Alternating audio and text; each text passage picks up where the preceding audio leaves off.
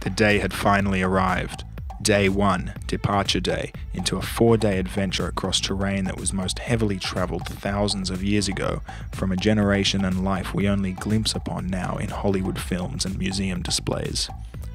The Incas and the lost city of Machu Picchu were not a topic I heavily studied before this trip, but I was rebooting my level of knowledge in order to enhance the experience. We started off walking through rugged, dramatic terrain that reminded me of an Indiana Jones film. I looked around at my friends from Sydney and the older German couple who were part of our group. They looked puffed already. Our guide, Freddie, was talking about the small ruin that could be seen down below, apparently a watchtower of sorts for the ancient tribes that lived close.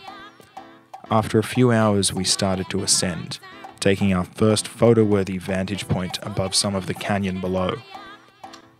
We followed the trail up and down, left and right, through mud, rain, sunshine, and meeting some interesting characters along the way. On the second last day, we reached our final campsite.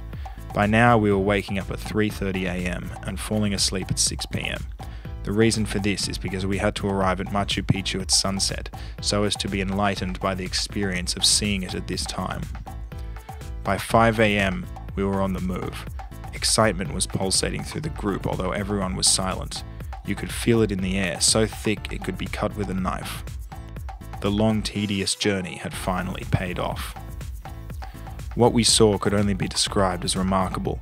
It was like stepping back in time, thousands of years ago, to a land filled with hierarchy, slaves and royals, a gated community that seemed to center around the king. I will never forget the experience of traveling to Machu Picchu, and I would definitely like to go back.